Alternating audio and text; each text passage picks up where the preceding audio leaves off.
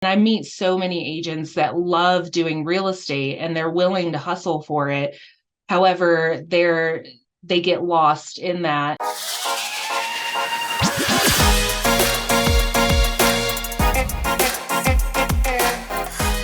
Hello and welcome to episode 141 of the Smart Agents Podcast. As always, my name is Michael Walter and I'll be your host. We are now officially at the halfway point of 2023, and you may or may not be on track to hit your goals that you set out for yourself at the start of the year. So in today's episode, we are joined by Jessica Armstong, life coach and founder of TCCREATED, a successful transaction coordination business. With her years in transaction coordination, she really focuses her life coaching program on helping real estate agents move on from feeling overwhelmed to being transformed and thriving in their real estate careers. Throughout our conversation, Jessica shares great tips and advice for setting goals and communicating boundaries with clients. She also shares why actively setting aside self-care time is so important to your business success. Now, before we get on to today's featured interview, make sure to subscribe to the Smart Agents Podcast. You can find the show on all major podcasting platforms such as Apple Podcasts, Google Podcasts, Spotify, and now Amazon Music. Also, if you or someone else on your team has an incredible story or tip to share with our community, send us a message at feedback@smartagents.com. We're always on the lookout for new stories to share. All right, let's get on to today's featured interview with Jessica Armstong. If you're interested in learning more about either her coaching program or transaction coordination business, I've included several links in the episode description. Yeah, if you could just introduce yourself to us a little bit, who you are and what you do. So my name is Jessica Armstrong, and I'm the owner of TCCREATED, which is a 5-star transaction specialist service for real estate agents, as well as Jessica Armstrong Co., where I coach women in real estate and business to break blockages and thrive in their industry. Great. What was it that got you into the transaction coordinating role? I've always had a entrepreneurial mindset, and having my own business was always kind of in the back of my mind. And I guess I was just waiting for the right opportunity. And when I had decided to switch my career path and from the restaurant industry to real estate, which was something I was already a little familiar with in general, and my sister's in real estate. So it seemed like and I also understood the opportunities there. So it was something I was excited about. And I ended up getting a transaction coordinating position at a luxury real estate brokerage. And it was an in-house job. So I did a lot of office things, but working around the agents and kind of with them and seeing them running their business was really exciting. And I knew for myself, because that in this position at the brokerage, I had noticed I wasn't getting a lot of support in the success that I had expected for myself. So I knew I needed to do something for myself to get that started. And I researched independent transaction coordinators doing their own thing, and got into that and mining with them. And so then I just decided to create TCCREATED, which was really going to be geared towards a relationship with the agent, being a part of their team, but also providing this extra quality support that they don't get from the in-house support and from other transaction coordinators as well. And I saw immediate growth, and it was really based on that kind of relationship building and being able to offer that. And through that, I was able to see a lot of the areas that agents were struggling with or feeling overwhelmed around, especially during business planning and setting goals. I often had a lot of really just one-on-one coaching sessions with clients and other women in business. And it just really became something I loved.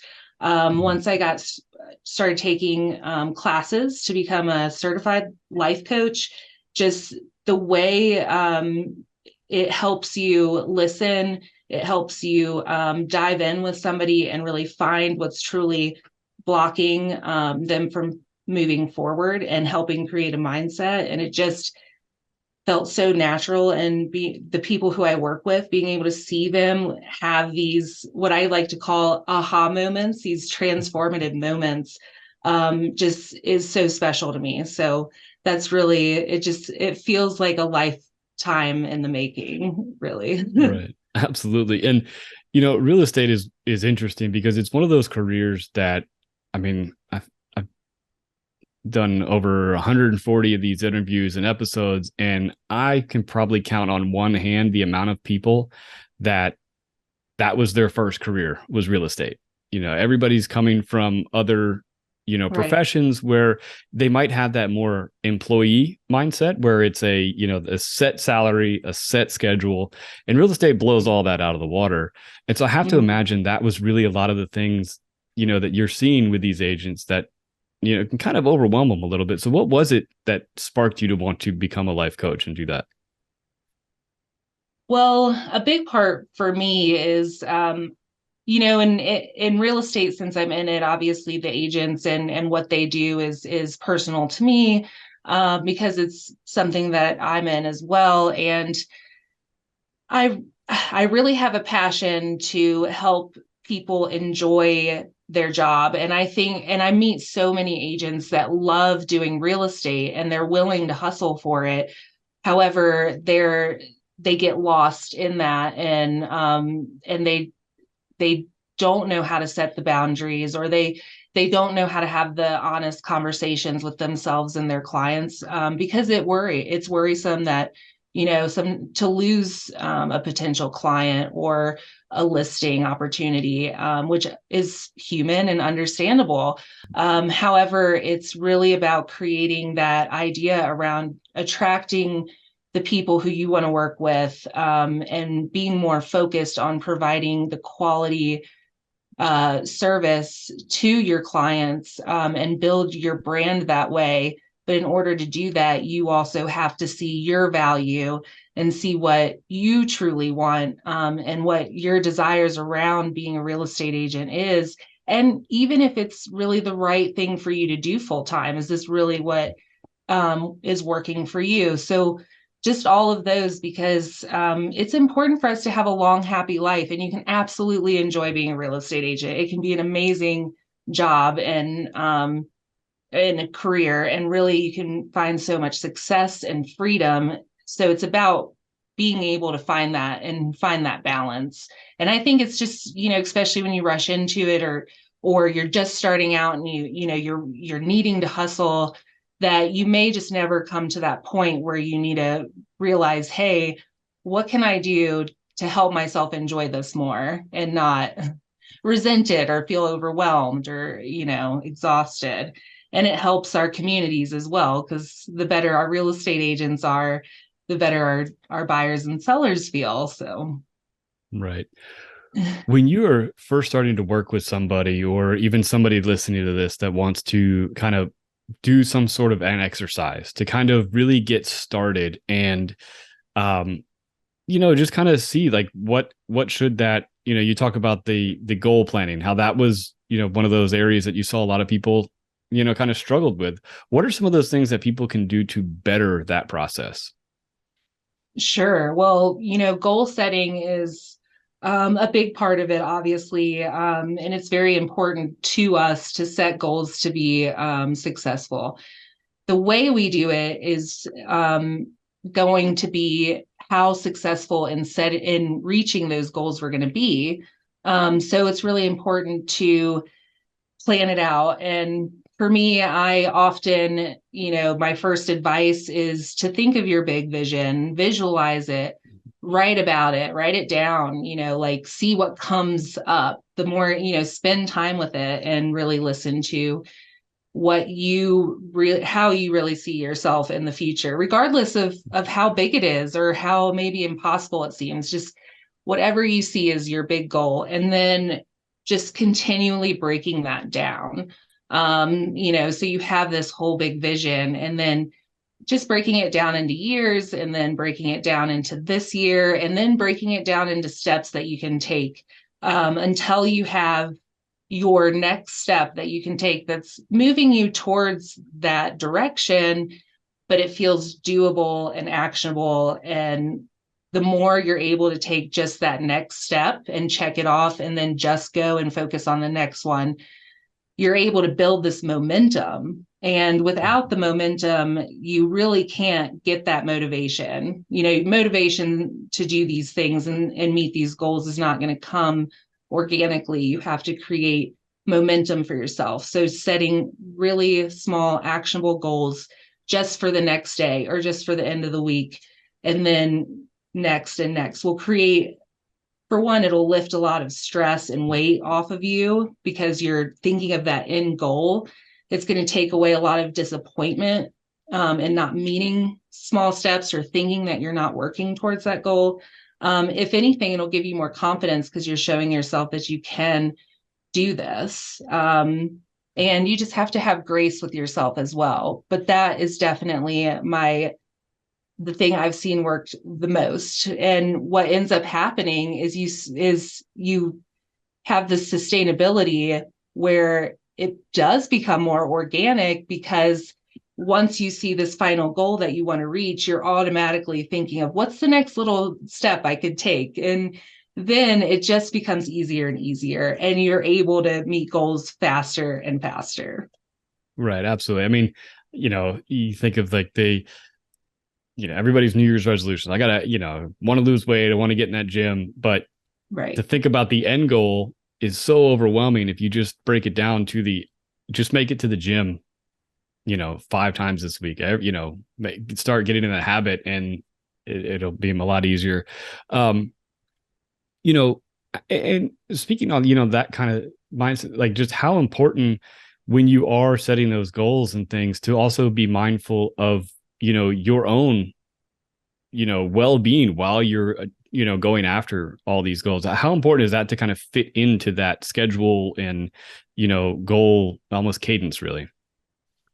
I would say it would be probably the number one thing that you should try to work in. And I say this because I want to say this because I understand that it's not always easy to add in self-care. And I understand that a lot of us feel guilty when we do. And especially when you're in a busy, fast-paced industry and you're seeing all of these other people just continuing to hustle and they're successful. And you're thinking that just is how it is. That's how I have to be. You may even have mentors who are telling you that. However, it's not sustainable, and it'll also show to your clients and to other agents and people in your life when you're not setting real boundaries for yourself and giving yourself actual time for self-care. I put it on my calendar. I give myself at least this amount of time to, and it doesn't have to be anything. It could be just sitting and just being, because we have to be able to reset. We have to be able to recover. And if we don't do that on a regular basis where our body feels it, we're not going to be able to provide the service that we want to. And we're also not going to be able to be there the way we need to to our family, our friends, and everyone else. So it's something that is just as important. It should be one of your big goals too. Like that should be in your big vision. Like, how do you want to be feeling, in this big vision? Like, how do you want to feel physically, mentally, emotionally? And what can we do now to start getting you to that point? Right. And I think in the real estate space, a lot of the people I talk to, they say, it's a 24/7 all the time. Mm-hmm. So I have to imagine really, setting those boundaries is a big part of that self-care and that self-preservation also. So how do you talk to some of your clients and some of these agents that you're working with about, because that can be tough to say, hey, look, Mr. Lead over here, I can't answer the phone at 9 p.m. every night. Right. Well, and again, for one, they actually show that buyers and sellers, what they want from their agents, being available 24/7 is way down on the list. They really want an agent who is able to be honest, who has confidence, who it seems to be prepared, and available for them, for sure. But when I say available, I mean like present. And if we're on, 24/7, we are always on call. That is very stressful. It creates a lot of tension, and it's something that'll continue to build up, and it takes away in our ability to really perform at our peak. And I think setting those boundaries, another thing people don't realize about setting boundaries is it gives the other person an idea of what they can expect and what they are limited to. Like if they know that they can only reach you between 7 a.m. and 7 p.m., that makes them feel more comfortable because now they know when you're available. And because I would imagine saying you're available 24/7, you're probably not going to always answer the call. So I'd say just give yourself this time, and then that way you give your mind a break. You give yourself time to recover. You give yourself time to focus on your other interests and the people that you love in your life.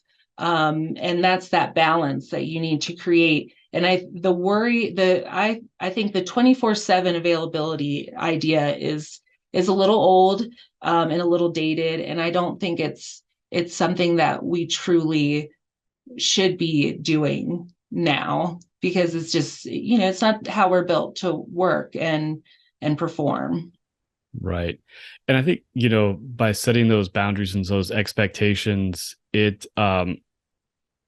know, by doing that, are you also encouraging your agents that have, that are working on multiple deals at one time to kind of have like a set cadence where they are reaching out to, their current clients and just kind of give them updates on things so that those clients kind of continue to, get that feedback and get that, keep that conversation going? Yeah, well, and this is one of my favorites because having a transaction coordinating business, this is a big part of what we do. Is we're able to provide that extra client support for them, because yes, my answer would absolutely be yes. I think that it's really important to set expectations up front with your clients, and then letting them know that, or making sure they're informed about everything that they need to know moving forward with the transaction, what that's going to be like, what their milestones are going to be, and how you as the agent are going to be there for them through this time. And, that's what we try to do. We definitely let them know when we're going to be, when we have upcoming deadlines that are important, anything like that, because you have a whole, and it's not even just your clients, it's the title companies, the lenders, the other agent. Communication is so important during this time because I think it helps your authority in the industry. I always hear from other agents that work with great agents, like that have a really good experience with that transaction, how much they like to refer each other or work with each other, because it's so important. Title companies are the same way. I think all of us are human and we really want to be treated as such, especially during an emotional time for, buyers and sellers. I like to think of it how they don't know what we know. I mean, we know how the transaction's going to work. We know everything about it, who's in charge of what, but they don't. And then, and especially with a rise in new home ownership, it's going to be that way. They need somebody who's going to be able to inform them, remind them, keep them updated. So it's very important for long-term client relationship and relationship with other people in the industry as well. Right. Talking about that, and really, being able to provide that service. And you talked about how you saw, a lack of support that some agents were getting, Mhm. from their their companies or whoever they were working with, just how important it is for those agents to have, the tools and the support to be able to lean on to when they're out doing their thing, that they have, a group of people or people like yourselves to, make sure that some of the fine details are being taken care of, and that communication is happening to where Right. they can feel confident that their clients are being, informed of everything.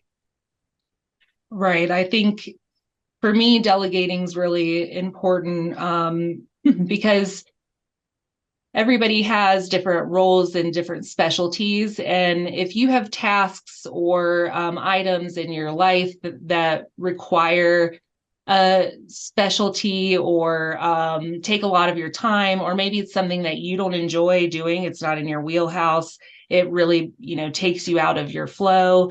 Those things need to be delegated. And finding somebody who specializes in those items to delegate to is a huge ROI, because you are now creating more space for yourself.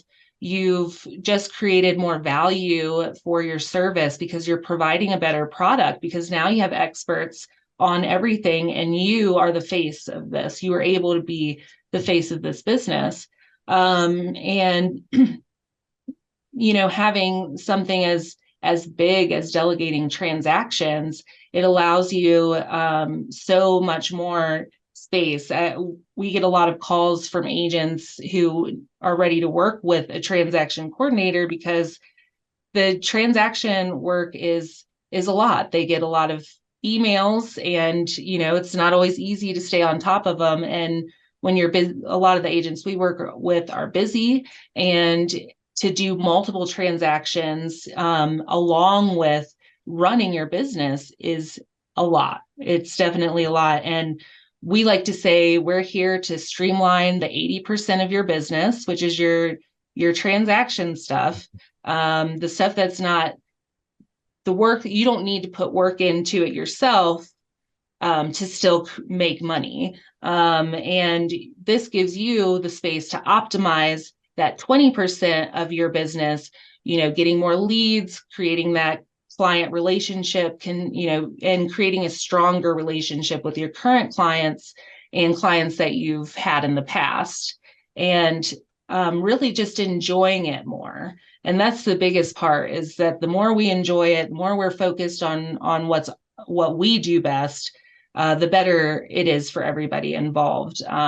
It's just like delegating taxes to CPA, it's just relieving yourself of that worry and that stress. Knowing somebody who knows how to do it's going to take care of it is such a big thing. So imagine being able to do that every single day with something like transactions. Right, absolutely. And earlier you talked about how you can get frustrated when you're seeing all these other agents and these top producers in your market, or you go on Instagram and you see all these videos. You don't really think about all the people that that small army of people that is helping that agent do all those things. And it can be Yeah. it can be a little bit depressing when you see all that stuff and you feel like, oh God, I have so many, I have a stack of paperwork up, but you forget all the support that is behind that person. Yes, usually when I see agents that are, have those high dollar listings and they're able to do a lot of these marketing videos and really build their Mhm. brand, I know that they have a team behind them. Yeah, absolutely. So, we've kind of touched on all the different things that, would kind of go into those, qualities of a successful agent, or, really kind of running a good, streamlined business. But what are there anything else that we, maybe missed on, or that you want to dive into a little bit more? um, well, I would say for me, what I do as a coach, we definitely I work to build from past blockages and patterns, and I think people don't understand sometimes that there is a way to be successful and positive and feel less overwhelmed. but they just don't know what it is that's really creating that the inability to do that. And I just always suggest that finding a way, if they feel like there's something that's really keeping them blocked and they really have the motivation to move forward and succeed, I always suggest finding a coach that feels right to you, or even perhaps a mentor, somebody who's really going to utilize tools and experience to help find that out for you. Because a big part of it, of what we want to do with those aha moments, is the second that those are available and you have this realization, that's something that you'll never forget. So it makes it that much easier to sustain practices and sustain a mindset. And that's how we get to success and happiness, really, fulfillment, and being who you are. And that's ultimately what, in both of my businesses, what I try to help people get to is just be more of themselves, have that space, and really enjoy it. Yeah, absolutely. It's really interesting. You talk about that, like being yourself, because actually the interview that I was just editing, the agent, her business took off when she stopped, with the canned scripts and the email. Like she figured out she had to just strip all that down and become herself. And it took a while. Yeah. But after that, she's crushing it and she's a lot happier. Yes. And I know this because not only because I've seen it, but I've lived it, and it really is life changing. And you do have to do some work, but there are a lot of people out there like me who have done a lot of the work and can help, speed that up. But it's definitely finding that self-love and valuing yourself and what you really want out of life, and definitely not comparing yourself to how other people are doing things. Absolutely. So before we wrap up, can you tell me a little bit, where can people find more about, your coaching, and, how they can get more of this great information and, just this great advice for making their businesses a success? Yeah, absolutely. My website is lifecoach.jessicaarmstrongco.com. And I'm going to have a Become Your Own Success coach course coming up, and you can also get in touch with me there for my coaching program. You can follow me on Instagram at _aha_coach, or my other business, TC Created, which is at _real_TC Created. And that as well, we actually just started doing virtual onboarding for agents. We've streamlined that for them, so the process is really easy. So you can visit tccreated.com and find out information there. And yeah, we're always going to have more blogs and information every day available on both of those. So Awesome. Well, great. Well, thank you so much for taking the time to talk with us today. yeah, absolutely. And thank you. And I appreciate being here. It was a great conversation. I really want to thank Jessica for taking the time to talk with us today and sharing all of her great tips for setting goals and optimizing your business for both success and personal fulfillment. Remember, if you're interested in hearing more from Jessica, I've added several links in the episode description. So once again, if you think you or someone else on your team has an incredible story or tip to share with our community, send us a message to feedback@smartagents.com. Well, that wraps things up for this episode, but remember, follow the show wherever you listen to podcasts and make sure to subscribe to the Smart Agents YouTube channel. Again, I'm Michael Walter, and we'll see you on the next episode.